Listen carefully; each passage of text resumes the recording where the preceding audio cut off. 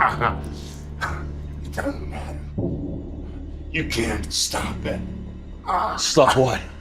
What did you do? They want their monsters. Here they come.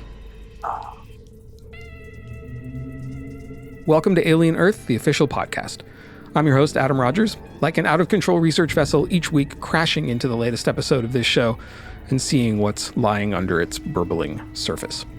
This week, episode 5, In Space, No One. As always, we've got fast-moving spoilers inbound, folks, so shields up. Today on the podcast, I have the return of series creator Noah Hawley to talk about our brief interlude in space. Then I'll talk to the show's editor, Regis Kimble, about editing in the world of sci-fi and horror, and chat with the actor Babou Ceesay about his decidedly non-mechanical performance as the partly mechanical Moro. To round it all out, since we got a lot of new faces this episode at the end, I have the accidental captain of the Maginot, Richa Moorjani. Let's start with this episode's obvious departure from the series so far, as it interrupts our regularly scheduled Alien Earth programming for some Alien Space programming. For series creator Noah Hawley, that was entirely on purpose. Mostly. You get to see the Alien movie of my dreams that I've been wanting to make. And originally in the conception of the season, that episode was not part of what the season was going to be, but then I just found it irresistible. And I also felt like if we were offering people a series called Alien, we needed an alien movie in the middle of it. We needed a spaceship journey. Oh, that's interesting. The episode sort of wasn't originally part of how you imagined the series, because this kind of a spaceship story is, like you said, they're an integral part of how the universe has been shaped.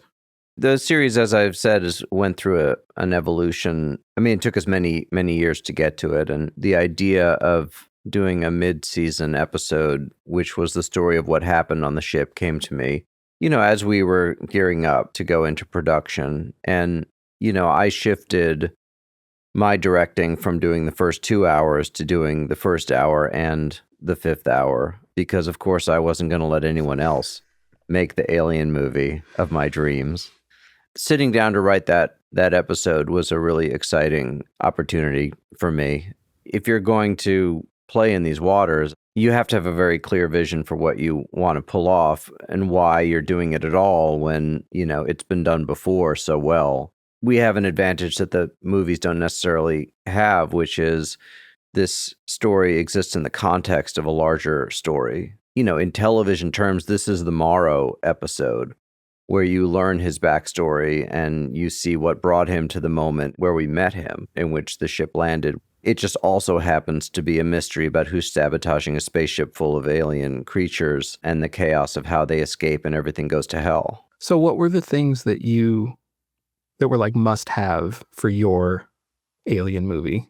Well, I like that it was a mystery, that it was driven by this mystery of who had sabotaged the ship. I thought added some human stakes to it, some chaos, right, that the creatures could take advantage of. One of the things that the season has introduced in what we call the image is a hyper-intelligent creature that strategizes. And so what I liked playing with was how the image could take advantage of, say, seeing the ticks escape and then drawing attention to itself to allow them to do their thing. And so we don't know anything about these creatures that have just been invented for the series. We don't know that what we first see as what looks like an octopus with an eyeball on it is going to pop your eye out and replace it. And we don't know how the ticks reproduce. We don't know any of these elements about these creatures, which makes it very exciting for me as a storyteller. And the only rule is it has to be disturbing. So how situated does that story have to be in an alien canon in terms of like when it takes place and what happens in the other movies? Is there canonicity? Is there canonical stuff that matters? Or do you just have to take the outlines and vibe and then you get to do what you want to do?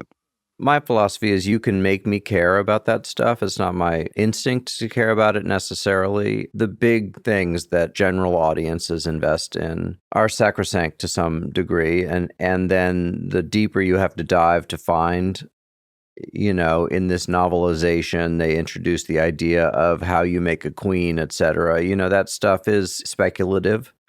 that's another author's version of an alien story. But, for me, the real canon is the first film and, to a major degree, the second film also. And, if you think about the fact that 40 years have passed between those first two films and Prometheus, right? It means that for those of us who saw those movies when they came out, we lived for 40 years with that being what the story of a xenomorph was. 40 years later, it was introduced this idea of the black goo and the engineers. And I think that is another great version of the alien story. But in my mind, it exists, even though it was Ridley as a kind of alternate fiction about these creatures who had been described to all of us for 40 years as the perfect evolutionary predator, right? Who had existed for millions of years in this form. And so that's the reality of which, I came to this series. And, the degree to which I'm introducing these new creatures allows me to create new canon. So there's a storytelling challenge there, which is how you tell a new and exciting spaceship story. But there's also, I have to assume, a directing challenge, because a lot of really well-known directors have taken on alien films, and directing this episode especially, I just wonder, is that something you were thinking about, hitting some of the same visual cues or doing some of the same things that they did, but also trying to make it your own?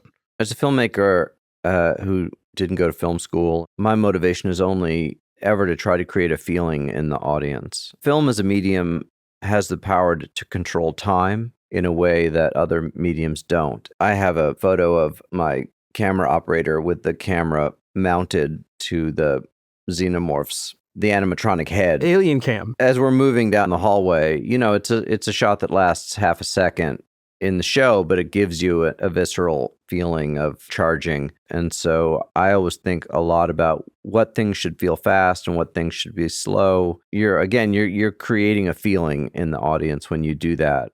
If you're in the middle of an action sequence, someone is fighting the xenomorph, for example, that should feel like it feels, which is it's all happening too fast. But the moment you turn to run away, now things slow down, because that's how it feels to be running away from a monster, is like you can't seem to move fast enough. Right. So those elements are always instinctual for me as I think about how to shoot these sequences. So you were saying earlier that this is the Moro episode, and it totally is, because we get a lot of insight into that character, and I'm going to talk to Babou Ceesay later this episode about that. But he's interacting here with a cast of characters that we know little to nothing about in this episode. Yeah, and one of the challenges for a storyteller, is I have to introduce, a half dozen characters, basically who exist only in this hour, although you see them a little bit in the first hour. And you have to invest in them to understand their relationships with each other, to have feelings about them enough to care who lives and who dies. And, it's the other reason that I wanted to shoot it myself, because it's world building, and I feel like I need to build each of those worlds. In this case, we know who the survivor of the ensemble is going to be at the very beginning. The only thing we know about these characters from the very start is that they're all going to die, except Moro. Well, we know that, and yet we forget as we're watching. Huh. I mean, it's a really fascinating thing about audiences, and something that I learned early on. Even though it's in our brain, we're so focused on the narrative of the story that we forget. Because you're invested in them, you're rooting for their survival. I think that there's an energy to that, which is, of course, only Morrow is going to survive, but I think there are moments along the way where you want the others to survive, and that's just as important. What's interesting that you say that. You can give people clues along the way, but they won't remember any of it. They just remember how they feel about what was going on or how they felt about a character. Well, I mean, film and television is an act of hypnosis. You're sitting in a room, whether it's a theater or your living room, and you're a human being existing in that space. Maybe you're watching with your wife, maybe you're watching with your kids, whatever it is. But if the story is good enough, you exist nowhere but in that story. And that's why, when you go to commercial, it can be so jarring for people, and why horror is so hard to do on television, because you're breaking the hypnosis and you're breaking the tension and the dread. That's the challenge of making horror for television, is those commercial breaks really kill you. It can't be an accident that this is the 5th episode. It's the beginning of the second half of the 8. Up until this point, it seemed like a driving coincidence that a Weyland-Yutani spaceship hit a Prodigy city sparking all this. It turns out now that it's not a coincidence. How does that change what we're supposed to think about, like Boy K? Well, I don't think that 4 episodes into the show, people are thinking that Boy Cavalier is a humanitarian or necessarily a good person whose existence is going to make the world a better place. But I do think that he is an exciting character in that he says and does whatever he wants. He doesn't even wear shoes. And to the degree that that's wish fulfillment for a lot of people, you know, we do find ourselves attracted to what we call the truth tellers, right? Or the larger than life figures. But I think what this reveal does is to show that, oh, he is actually planning some things that you can only call evil. That he's so literally cavalier about the lives of the people on the planet Earth that he's going to crash a spaceship filled with aliens into, he hopes, his own city, which means that his citizens will die. At worst, just randomly crash it somewhere on the Earth to free these creatures. He doesn't have any belief other than that he'll be able to contain this thing once it gets out. But it reveals for Morrow that there is someone to blame for his life's work potentially going up in smoke. And so that turns him into a man with an agenda. Oh, right. Morrow has one mission, and that's the guy who screwed it up. Well, and we tease it in the first hour when Morrow asks the bound soldiers, where's the one called Cavalier? He's seen his face. He's heard him say, you know, that he's crashing the ship. And so he wants to find him because that's whose fault it is. Noah faced a lot of challenges making a sort of condensed alien movie to drop into the middle of a TV series. And, you know, I've been a writer and an editor in print for most of my life. And that world is a lot like television in one very important way. It doesn't really come together until the edit. So let's talk to the editor, Regis Kimble, about assembling a TV show's Lego bricks into a spaceship. Episode 5 is a standalone. You know, it's a horror movie. And that's what made the 79 movie so great, is that you have this long anticipation, these breathing moments, these empty frames. And we've tried to instill that feel throughout the series. You know, the chest burster happens maybe in 45 minutes into Alien 1? Yeah, it's a long time. It's a huge time for a creature movie to see the creature. And so here, you know, it's a measured metering out. It's not this fantasy of people floating through the room, but it's just this horrible, horrible monster movie of the big thing is coming. And these people are living in a world that's, it's not going to be comfortable for them in the long run. So this episode, like you said, is kind of self-contained, but it has this large cast and they're mostly new to a viewer. So we have to get to know them really quickly. How does that change your approach? Working with Noah for so long, we kind of have a shorthand and an understanding with how we want things to sort of feel.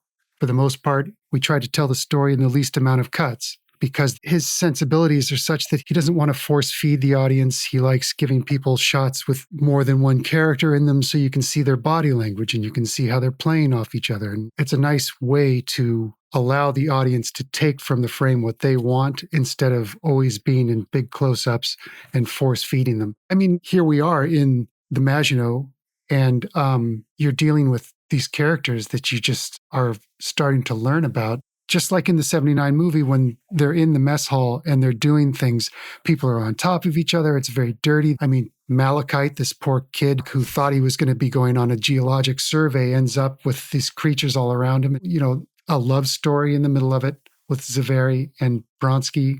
So this ensemble sort of drives the cutting pattern because you're dealing with broken people with an agenda. Then it sort of goes into a bit of this whodunit.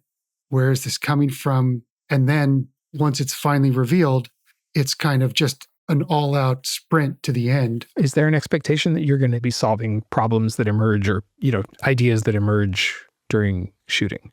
Well, yeah, things change all the time. I mean, what's on the page kind of helps, but there's always challenges in production. There's always challenges with every actor that comes onto a set. And so you're trying to embrace those characteristics that the actor brings with them, and then also embed that into the story that's trying to be told. That's the other thing is in working with Noah, he's got this writer brain. And so you end up with these sort of modular emotional events that something from 2/3 of the way down the script, an emotional beat that might actually line up better with scene 3 of a different character. So when you start butting these two scenes up with one another, a whole third kind of emotion is generated from it because they're informing each other in a totally different way than what was ever written or really conceived. And Noah, he's really adept in the cutting room and has a great sense of when things are working or when things aren't working, which is really, really a luxury and a great way to work with somebody. You've actually worked on quite a lot of science fiction, or VFX were going to be a part of it, where you weren't going to be able to see everything that's going to happen. Does that make it harder to edit an episode of television if you don't have all the pieces in front of you? It does make it difficult, but first of all, they had a xenomorph on set. So that solves a lot of timing questions. But with ticks and iMidge and Orchid and I know I'm missing one. The fly is the last one, right? Is that right? Yeah. It took that. They don't name it for a long time. So yeah. I mean, these are characters that are sort of, again, they're paced out how much you actually see of them until they start to make their full grand appearance and their horror. You know, you fully start to understand exactly what that iMidge is all about. The horrible thing that happens in 2. You don't see how it gets in the cat. But in 5, you start to see, well, holy shit, this thing is fully sentient. It's fully engaged. I was totally okay not seeing how it got into the cat, I got to tell you. Yeah, well, it gets worse. Well, let me tell you, it gets a lot worse. Great. All right, so this week we got a little alien movie, a ship in a bottle episode, if you will. But did you notice we also got some backstory on why a Weyland-Yutani spaceship full of dangerous aliens crashed into a building in Prodigy territory? And we got the story on Morrow, the obsessive cyborg. This is Babou Ceesay, who plays Morrow.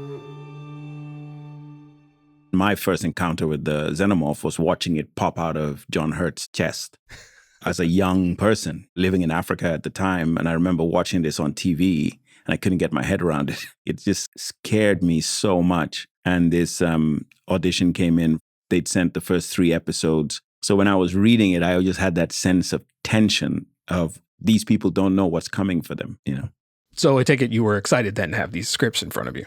I was already a big fan of the franchise. So one of the first thoughts I had was that it's too good for me. I just immediately discounted myself. I'm like, it's too good. It's like a dream. Forget it. For 3 days, when I was waiting to hear the final confirmation, I didn't leave my flat. I would just walk to the kitchen, walk to the lounge. And I don't really... You're just waiting for the call. Indeed. And I'm quite calm about these things. But I don't know, this one just got under my skin. So when I got the call, I finally went out for a coffee. Noah has written ensemble shows before. There's intertwined characters, multiple plot lines. But Morrow, as a character, is a load-bearing character. Yeah. Moving action forward and in the way a scene has to feel. When Morrow shows up in a scene, you're supposed to feel a certain way. It's like, oh, shit, Morrow's here. Here we go. Something, right? I wonder what that's like for you as an actor in those scenes, in those moments, in a show where there are so many stories, but you're at the middle of so many of them. Yeah. I love the way you put it, is that he is load-bearing. He takes a lot of the weight of certain elements of the story. And yes, very early on, I felt that pressure that I'm going to be under in some of those scenes. So yeah, I've always felt there was some of that, but I love Morrow. He's a complicated character. And I love complicated characters. Some of the research that I did is I went and watched There Will Be Blood. I checked out Daniel Day-Lewis's performance. Yeah. I went and watched Javier Bardem again for like the 10th time in No Country for Old Men. And of course, those are phenomenal performances. But I was looking for clues as to how is the actor solving this problem. And I also watched, God rest him, Heath Ledger. I watched The Dark Knight again and watched The Joker. And what's incredible is the way he moves in there. Like everyone else is quite upright and stiff and ready to go, but he just kind of rolls around in these scenes. And I watched all of that and I thought, okay, I have to make a decision on how Morrow moves. And the clue was in that scene when he's talking to Mother, when he's trying to get into the impact room, he isn't rushing. He's keeping his head. He's got one sweat, he's humming. He's maintaining his pace because he knows if he rushes, he's going to ruin everything. And so once I had that set in, I thought, okay, great. Now, of course, not to spoil anything, but when Morrow needs to move quickly, he really does. And so how's he able to remain so cool in the face of the horror and bloodshed. If you imagine at some point he was part of the special forces, this is how he's risen right up to the top. So he's put himself in extreme cold, extreme heat, extreme situations, and being able to take extreme situations without reacting in a way. It's the simplicity of it. This is the situation I'm in. What does fear do to me? If I keep a clear head, I can do something useful. So I just went down that path of he's just got incredible strength of character. It's not that he's unfeeling, especially with the introduction of a daughter.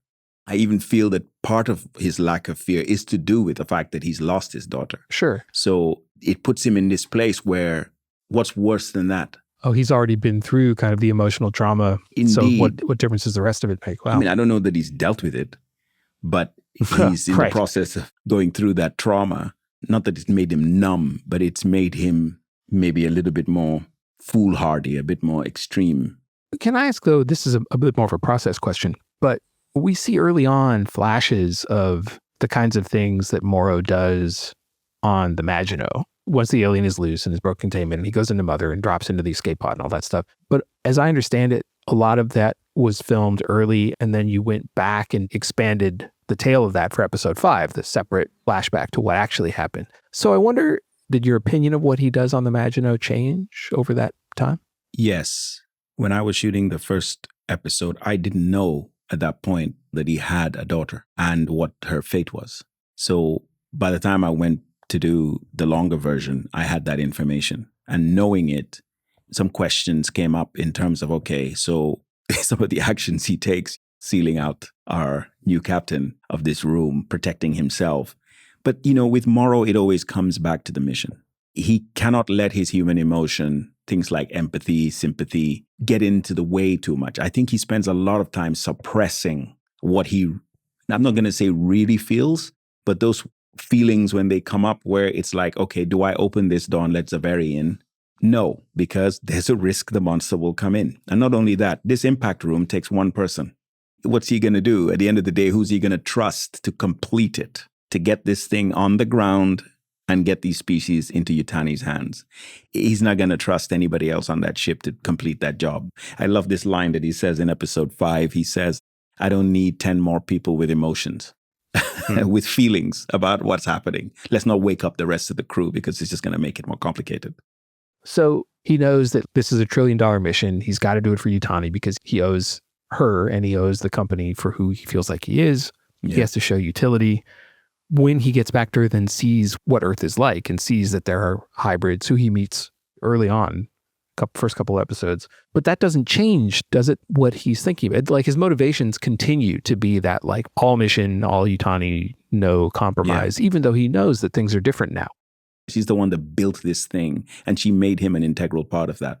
From someone abandoned on the streets to being somebody who can have an impact on the direction that the world is going in. He wants to be on mission. Like imagine, he left his daughter there when she was about 11. If he comes back in 65 years, she's old enough to be his mother, right? It's a sacrifice he's made. Who would he make that for? Yutani.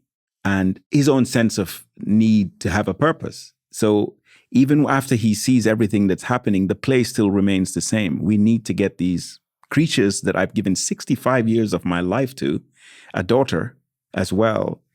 I need to get the mission complete.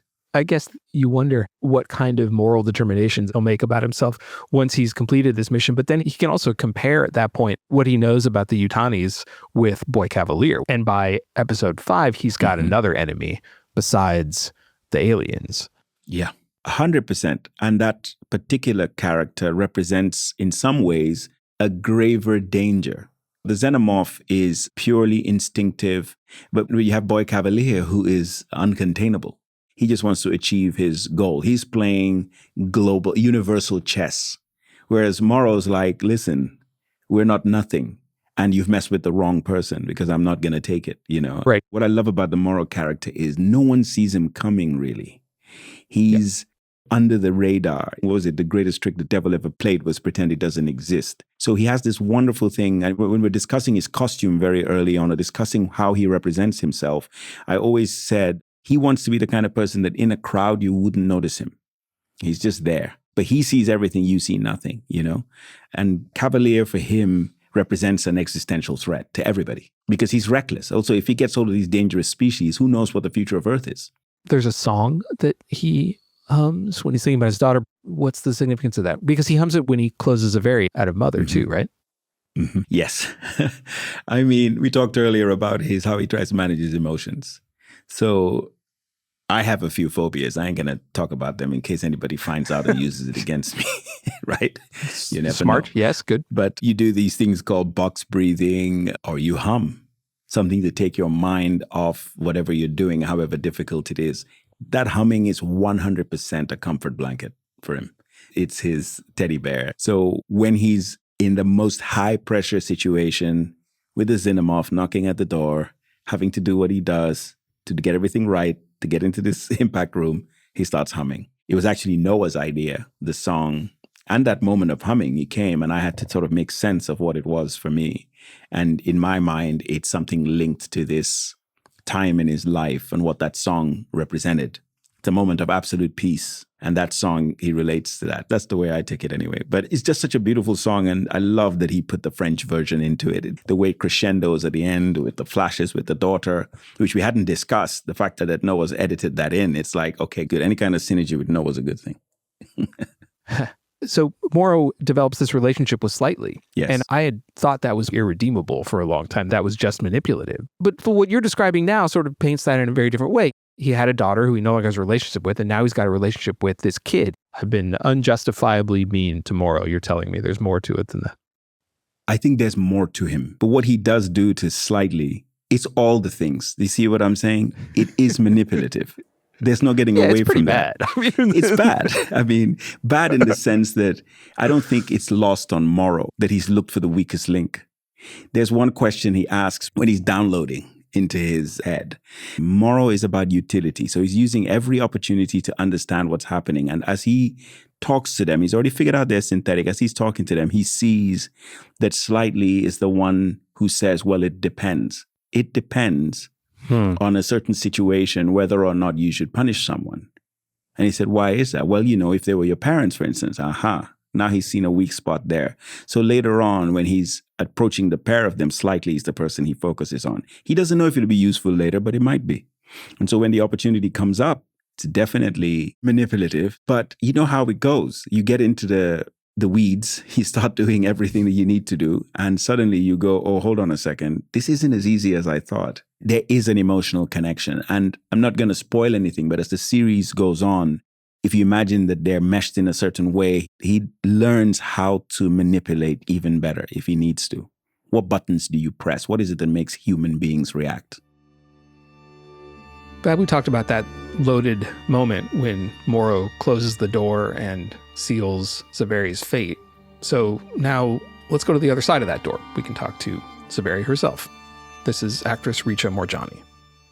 Something that was so exciting to me was I actually got to name my character. Really? Yes, because after Noah cast me, he emailed me and he said, you're Indian. Do you want your character to have an Indian name? And I appreciated it so much because to me, to have a character that does have an ethnic name that resonates with me really does help me as the actor to feel an actual connection to the character, because there is something about names and about where we come from. And I sent him a list of first names and a list of last names that I felt like could work. And he went through both of the lists and he picked the first name Zoya and the last name Zaveri. And he's like, I think this has a ring to it. And I said, so do I. And so we named our child Zoya Zaveri. Also, you're playing kind of a classic character. You were playing the commander of a spaceship where an alien gets loose. Big science fiction deal. Yeah, definitely. I mean, and I didn't take that lightly. And there was definitely a lot of similarities between my character and Ripley's character. And part of my research was just watching tons of interviews with Sigourney Weaver and hearing how she prepared for the role and her experience and talking about her character. And that really helped with my own preparation. What was one of the things you took away from that? I mean, what did you bring that was useful? One thing that I remember Sigourney saying in one of her interviews was how Ripley doesn't succumb to the sexism. She just keeps doing what she has to do her job and to save her crew. And that's kind of exactly what happens with my character. She's dealing with this crew that she loves them because they're her people and they've been in space together for 65 years. But now that the actual captain has suddenly died and she's put in this position that she wasn't expecting to be put into, she's dealing with this whole new level of sexism, but she doesn't let that stop her. One of my favorite scenes to shoot, which is probably not Zoya's favorite moment in her life, but it's in the really fun scene in the mess hall when everyone's there getting food and she's there to tell everybody what the reality of the situation is. Look, we're all about to die, but they're not taking it seriously until Morrow has to come and slam his big robotic arm on the table and just get everyone to listen. So Zaveri's response and Morrow's response are both really telling, but they're both very different from each other. Can you say a little more about that? I do think that, Zoya, Zaveri, and Morrow have very different priorities, and his priority is to protect the cargo because that's the mission, and that is what Mother says is the number one priority, whereas Zaveri, her priority is her people. These people have been her crew for 65 years, and she very much has this inner conflict when Mother tells her to acknowledge that the cargo is the number one priority, and she just can't seem to accept that because for her, the people are the most important thing.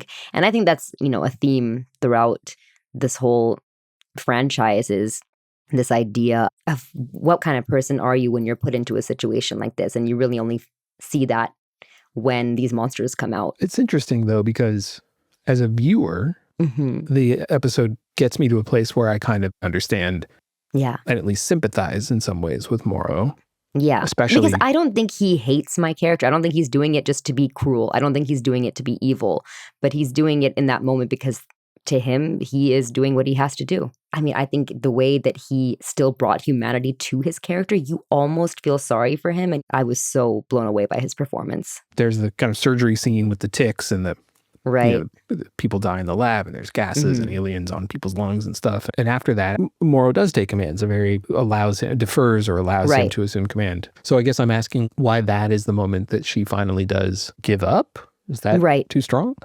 No, I don't think you're wrong at all. And when it comes to that scene, and it's literally a life or death moment for multiple people, and she goes with her instinct, which is for the doctor to do the surgery and take that risk. And of course, it doesn't go well and they all die. And I think she kind of freezes in that moment and she realizes that, well, I failed. I was trying to save my crew, but I failed and maybe it would be better for Morrow to take over now. And then she sees the alien behind her.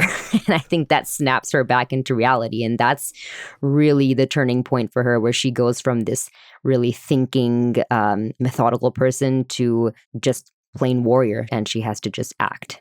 It's not really fair, though, right? Like in that first movie, Ash, the synth, does the same scale of betrayal, but he gets his head knocked off. And in this one, it's sort of the inversion. The robot wins. It's a little frustrating. It is. And originally, the scene when you see her die in the first episode, they had actually shot that with somebody else because I had not been cast yet, because I don't think this episode had been written yet. I don't think that they knew there was going to be this whole storyline.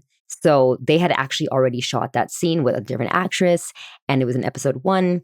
And then later, when Noah decided to write this episode, and then he cast me, we had to reshoot that whole scene. I mean, there was no way that there was going to be a happy ending for my character, which we knew from the get-go, but he tried to bring as much heart and humanity as possible so that the audience really does feel just a total sense of grief and despair when you see her die, because in the first episode, you don't really have that context. Then you see episode 5, you see who she is, you see what she was trying to do, and then it's really, really depressing.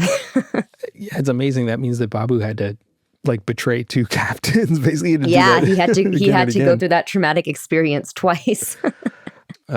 Since we're talking about it, that death scene, getting killed by the alien. Yeah. And that was it Cameron?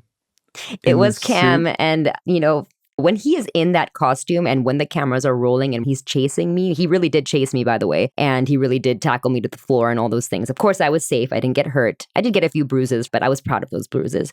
And then when the cameras were off, the team would come in and take his head off, and it would just be his xenomorph body with his beautiful face poking out of it and his beautiful Australian accent.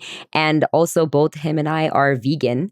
So we would just talk about eating plant-based food in between scenes, this scary xenomorph creature who's a vegan. I just thought that was hilarious. But no, he was incredible. When he had the head on and when the cameras were rolling, he was absolutely terrifying and made it very easy for me not to have to act much.